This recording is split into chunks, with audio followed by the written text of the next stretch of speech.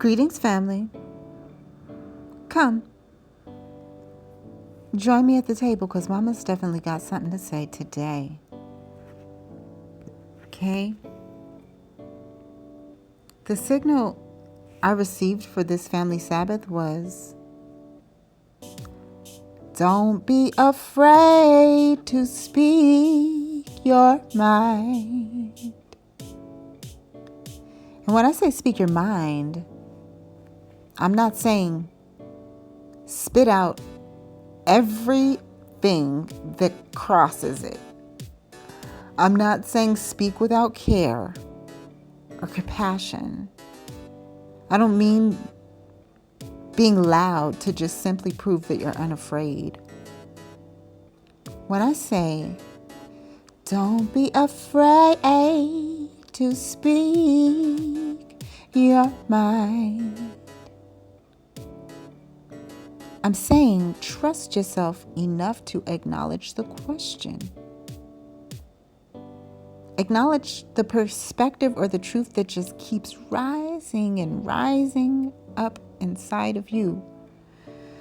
Because sometimes we know that there's something that we need to say, but you know what happens? We hesitate. We don't want to offend anyone. Are afraid of being misunderstood. We don't want to disturb the atmosphere, or we don't want to make waves. And you know what? This is the truth. Almost every Saturday, I find myself at some version of this same threshold. I'm speaking from example. I'm speaking from experience. There's something that is sitting on my heart that I know I'm supposed to bring to the table. But then there's this other little voice that starts asking, girl, you really need to say that? Can you just leave it alone? Do you really want to disturb the water today? But this is not my first time with this rodeo. And this is why I really want to have the conversation with the family today, because I have learned to understand that sometimes the waves are necessary to keep the ocean clean.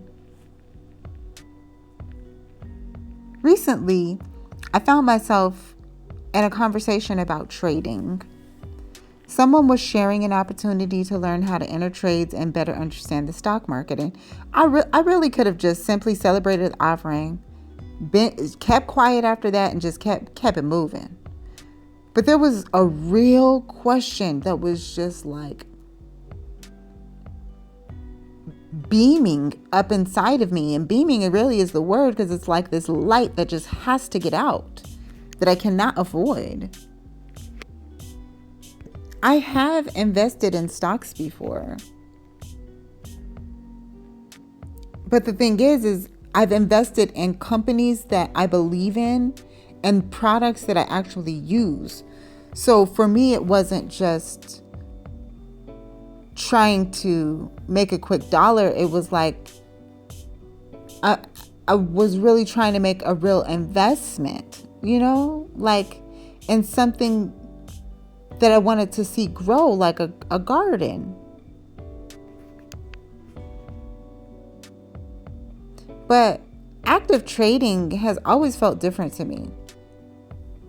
Now, I am a novice to that field, but it's always appeared to be so close to gambling.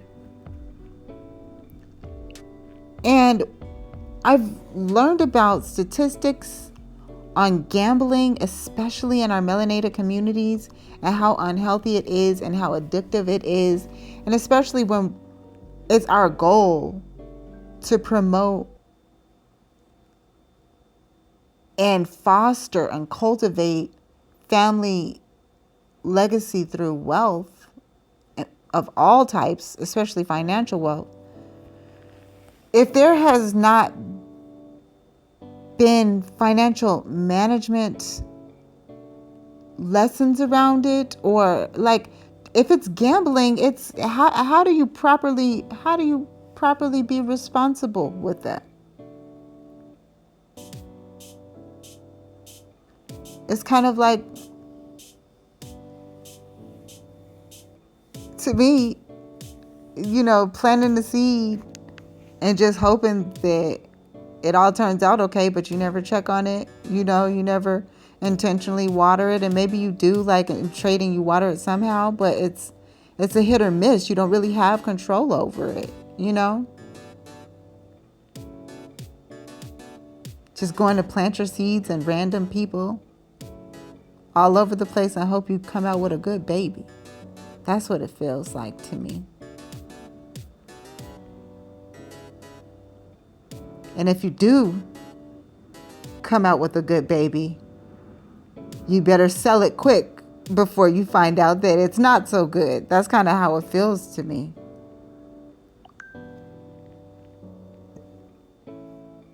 And the question comes up not because I'm trying to be combative, but because I genuinely care deeply about stewardship. And I genuinely care deeply about seeing our family grow in abundance, wealth, stability, wisdom, and learning how to also be good stewards. Because, I want to be responsible with every form of wealth and abundance God places in my hands. So I did decide to ask the question, not as an accusation, not as an attack, and not because I believed I already knew the answer. I simply asked genuinely whether I might be perceiving trading incorrectly or whether there was another perspective that I needed to understand. And that was it. An honest question. But even before I asked it, I could feel the familiar hesitation, that feeling of not wanting to disturb anything, not wanting to create unnecessary tension, not wanting someone to take the question personally. And still, I felt led to ask. And at this level of maturity in my life, I've learned to just go where God is leading me, when God's leading me. And I do it as quickly as I can without hesitation. I've gotten the best results from that. But even still, like afterward, I had this strong feeling. It's like, I know I'm doing what I'm supposed to be doing. And I can't be moved by what people may think about that when I know my heart and my spirit's in the right place.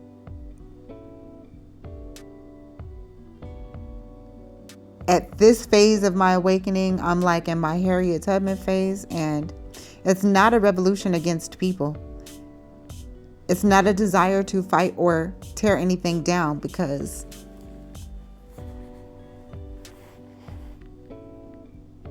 it's just not my goal. It's a revolution within myself. A refusal to remain trapped inside patterns of silence that no longer serve me.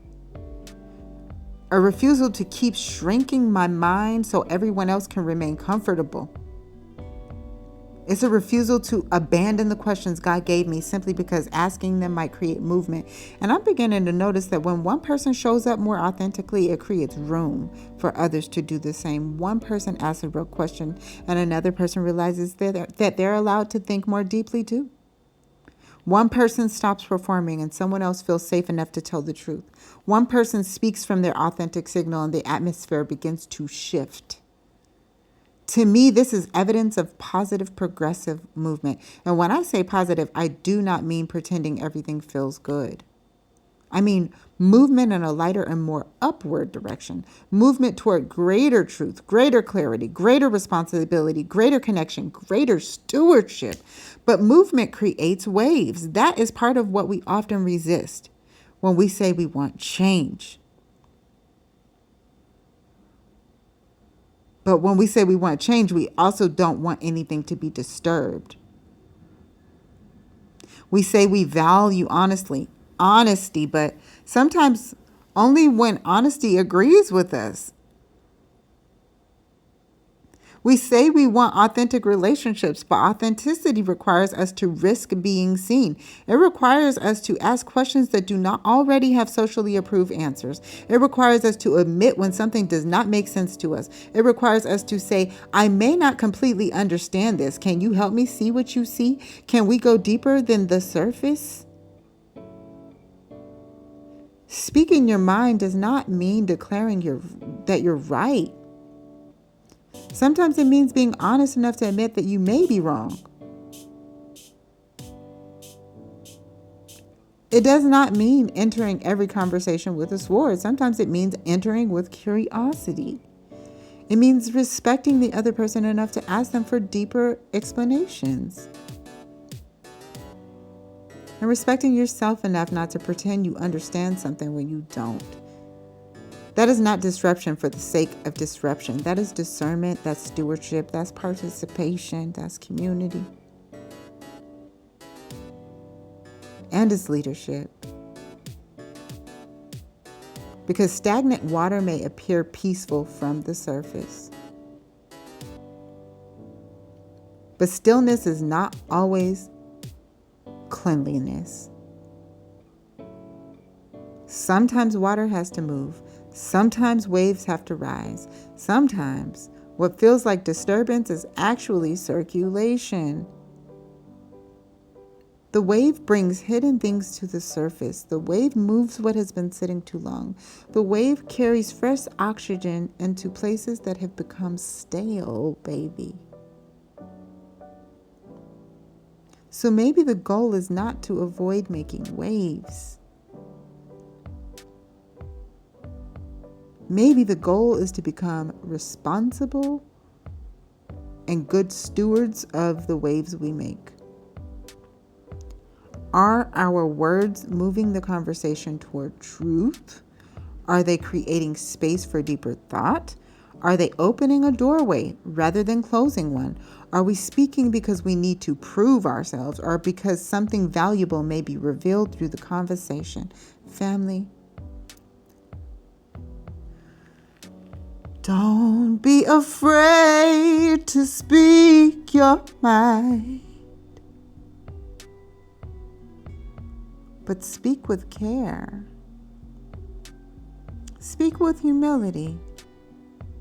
Speak with enough confidence to be honest and enough openness to be taught. Your question may not be rebellion. It may be invitation. Your honesty may not be creating division. It actually might be creating permission. And the wave that you are afraid to make may not be coming to destroy anything. It may be coming to clean the water. So this family Sabbath, I just want you to ask yourself, what have I been afraid to say because I don't want to disturb the water? And is the water truly peaceful? Or has it simply become still? There is a difference, you know. Don't be afraid to speak your mind. The ocean may need your wave, baby. That's what I'm placing on the table today.